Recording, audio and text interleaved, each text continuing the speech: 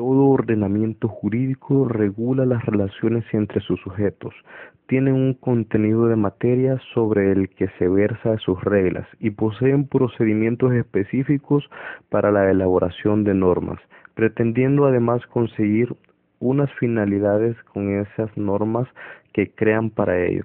Por tanto, el derecho internacional público regula las relaciones entre los estados y las organizaciones internacionales. Tienen reglas públicas y pretenden conseguir o pretenden ser instrumento interestatal para facultar la cooperación entre los estados. Los orígenes del derecho internacional. Hay quien piensa que el origen del derecho internacional es el ius gentium romano que regulaba las relaciones con quienes no eran ciudadanos romanos dentro del Imperio Romano. Otros han situado el origen del derecho internacional público en la Edad Media, época en la cual se regulaban las relaciones entre las dos suprapotencias, esto es, el Imperio Cristiano Europeo y el Papado, lo que desemboca en relaciones entre ellas. Entre ambas potencias surge la necesidad de crear acuerdos, de ahí nace la actividad diplomática y los pactos para evitar las diferencias mutuas y evitar enfrentamientos. Estas relaciones aún no son constituidas como propio derecho internacional público. Como conclusión, decimos que el derecho internacional actual proviene de la cultura europea, que ha evolucionado desde el siglo XVI hasta nuestros días. El ordenamiento jurídico internacional no adquiere su carácter específico hasta la fragmentación del Imperio cristiano. A partir de esta época van surgiendo estados, haciéndose multipolar y diversa la sociedad internacional considerada como civilizada. Este nuevo sistema jurídico irá fraguando lentamente y será con la paz de Westfalia cuando se crea la actual sociedad de Estado. Al adaptarse la ruptura de los vínculos establecidos entre los estados europeos, con esta paz se dará por primera vez la definición de los principios fundamentales para la relación interestatal que aparecerán en la Carta de las Naciones Unidas, en la Resolución 2625 de la Asamblea General de la ONU o el Convenio de Viena. Como conclusión, mediante esta paz se sientan las bases de un sistema europeo de estados independientes. Medio siglo más tarde, tras la Paz de Utrecht, se firma una hegemonía británica, surgiendo esta como una gran potencia imperial en el siglo XVIII. No obstante, a finales del siglo, tras la independencia norteamericana y la Revolución Francesa, surge el Estado moderno que tiene como característica la soberanía popular y la identidad de las naciones. Ya a finales del siglo XVIII se instaurará un nuevo modelo de organización en el Congreso de Viena, capaz de sentar las bases de una paz duradera. Este nuevo modelo consiste en un mecanismo de consulta colectiva entre las potencias europeas mediante reuniones periódicas con el fin de arreglar conjuntamente las situaciones conflictivas, siempre bajo la supervisión de grandes potencias, que actualmente son los mismos del Consejo de la Seguridad de las Naciones Unidas en cuestiones relativas al mantenimiento de la paz y la seguridad internacional. Ya en los siglos XIX y XX, el número de estados independientes presente a la sociedad internacional va creciendo, ocurriendo la descomposición o desmembramiento de los imperios, así con la finalización del imperio colonial español. Se fragua en el continente americano una constelación de nuevos estados, pero no afectará a la identidad nacional de la metrópoli. Tras la guerra de Crimea se intentaron tomar innumerables soluciones como las conferencias de la paz de La Haya, pero todo esto fue en vano, pues se producirá la Primera Guerra Mundial, un conflicto internacional. Esta guerra duró 4 largos años, pero fue posible firmar la paz negociando en la Conferencia de Versalles, quedando plasmada en el Tratado de Versalles, donde Alemania quedó muy mal parada. Tras esta experiencia bélica se abre paso a una nueva idea, sentar las bases necesarias para lograr una paz perpetua. Para ello será necesario que la sociedad internacional en su conjunto se interese en tomar de decisiones, Para ello, se creará por primera vez una organización internacional de fines generales y de carácter universal, la Sociedad de las Naciones.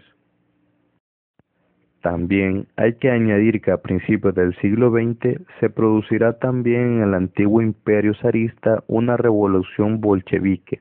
Surgirá entonces un nuevo Estado proletarista basado en las ideas comunistas, teniendo esto una gran repercusión sobre el derecho internacional, pues debido a su ideología distinta respecto a las superpotencias, no entrará en la sociedad de naciones.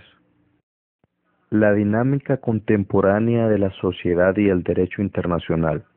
Durante la Segunda Guerra Mundial, las alianzas frente a Alemania y Japón obligan a cooperar a soviéticos y europeos y norteamericanos, facilitando una cohesión más amplia del orden internacional, instaurando por los vencedores tras el término de aquella, manifestando la creación de las organizaciones de las Naciones Unidas.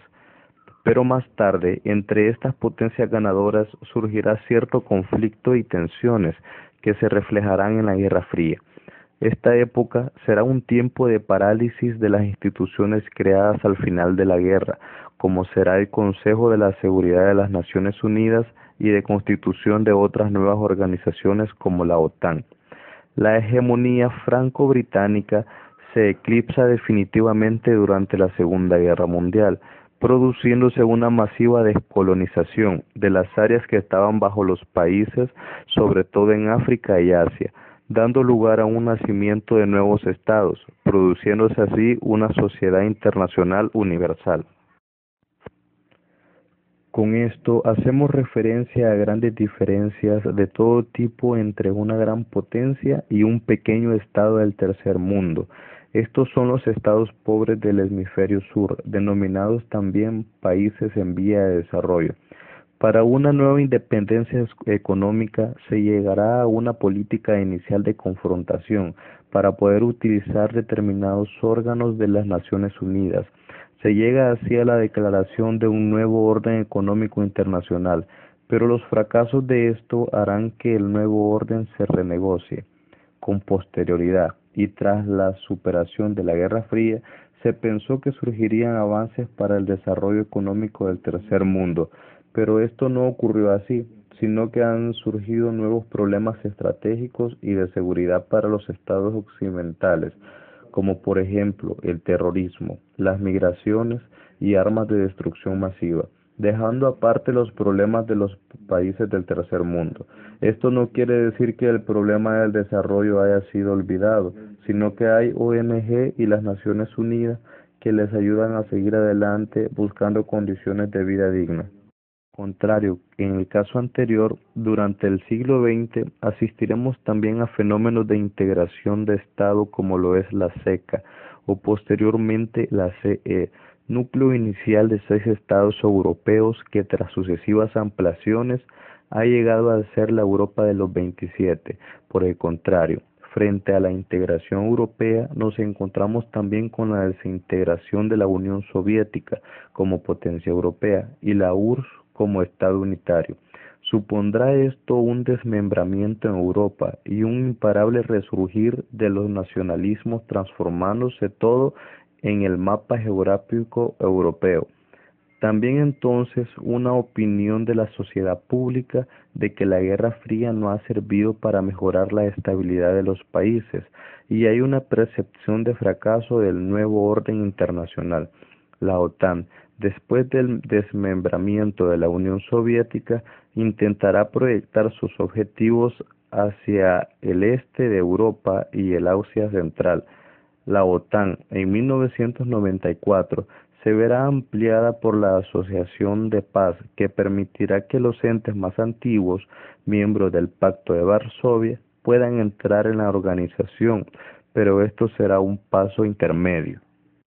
En el siguiente escalón viene constituido por las Cumbres de Madrid, celebrada el 8 de julio de 1997, en la cual la diplomacia occidental consigue como hitos destacados la firma de un acta fundamental, OTAN y Rusia, para prever el futuro acceso de Ucrania y sobre todo el ingreso de la OTAN de 3 nuevos países como Hungría, República Checa y Polonia. Pero sin embargo, la sociedad internacional contemporánea parece empeñada en demostrar que la guerra es un fenómeno de causas mucho más amplias que las ligadas al enfrentamiento entre potencias, pero la guerra entre las superpotencias no es el único conflicto, sino que en los países de África como Somalia, Angola, Ruanda, Burundi, también se producen guerras entre tribus, señores de la guerra, grupos armados que llegan a poner en duda la viabilidad del Estado. Pero las sufridas víctimas producidas por las tensiones no son más que seres humanos y el derecho internacional público no es indiferente a esta situación de las personas humanas. Por ello, se ha creado un ordenamiento por los derechos humanos y libertades fundamentales, como es la Declaración Universal de los Derechos Humanos, proclamada por la Asamblea General de las Naciones Unidas el 10 de diciembre de 1948. Pero este pacto de los derechos humanos estuvo marcado por la Guerra Fría y hasta pasando 20 años no se adoptó, pero en Europa funcionó durante ese tiempo el Convenio para la Protección de los Derechos y Libertades Fundamentales. Ya en la década de los 90, los genocidios en Ruanda y en la antigua Yugoslavia provocó la creación de los respectivos tribunales penales internacionales, y ya en 1999, en la Conferencia de Roma, se creó una Corte Penal Internacional, cuyo estatuto se fijó en el año 2002. Febrero 2 del año 2012. Tratado constitutivo del Mecanismo Europeo de Estabilidad, firmado por los Estados miembros de la zona europea para fundar el Mecanismo Europeo de Estabilidad, una organización internacional con sede en Luxemburgo, para que actúe en función permanente de asistencia financiera a los Estados miembros con dificultades económicas, Irlanda, Portugal y Grecia. Junio 25 del año 2011, Primavera Árabe, denominado también como Revolución Democrática Árabe. Hace referencia a una serie de alzamientos populares en los países árabes desde el año 2010 hasta la actualidad. El 25 de enero del 2011 fue el día del primer milling contra Harik Muad, que había sido presidente de Egipto por 30 años, y comenzó el drama en la plaza de Tahrir. 2 de abril del 2013. Tratado Internacional sobre el Comercio de Armas. Los gobiernos representados en las Naciones Unidas aprobaron prácticamente por unanimidad un tratado sobre el comercio de armas que prohíba a los estados transferir armas convencionales a otros países si saben que van a ser utilizadas para cometer genocidios, crímenes de lesa humanidad o crímenes de guerra, o facilitar su comisión.